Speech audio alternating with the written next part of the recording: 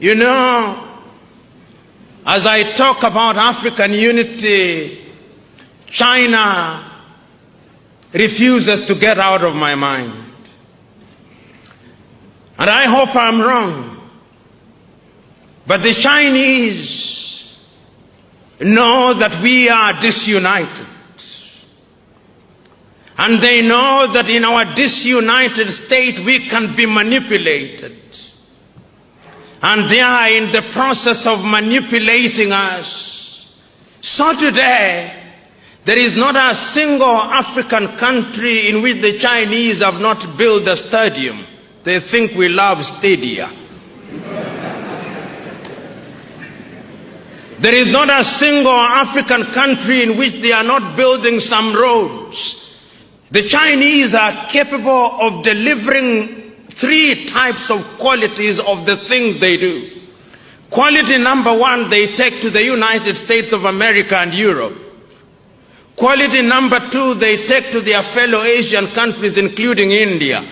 Quality number 3, which is at the very bottom, they dump in Africa, and the Africans consume them gleefully.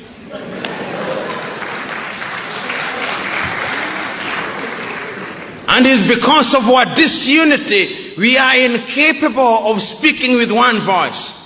You know, many times when I look at Ghana, the Ghanaian president, whom I respect, is invited to Beijing to negotiate with Beijing, as indeed the Kenyan president would be, and the Burundi president, to negotiate with Beijing on a bilateral basis. And when they invite African leaders, they humor them, complete with guards of honor and 21 gun salutes, so that they think that they are equal.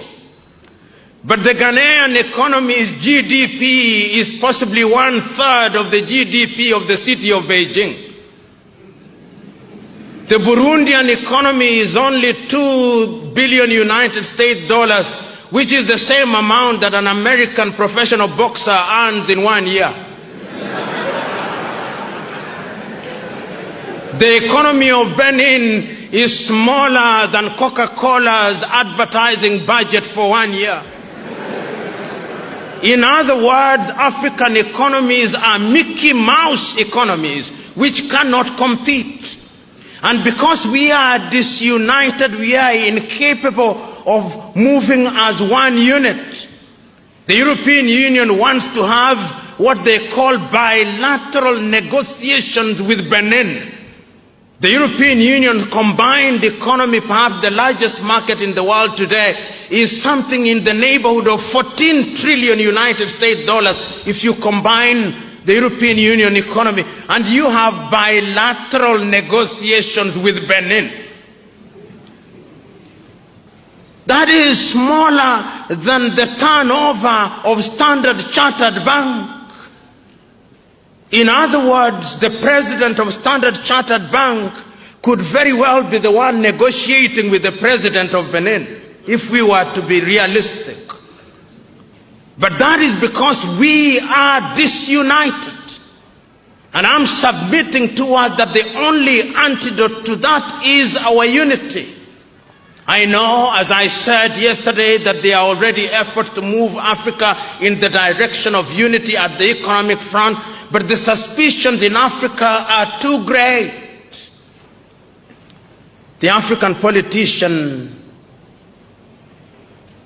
is perhaps, with due respect to them, Africa's curse.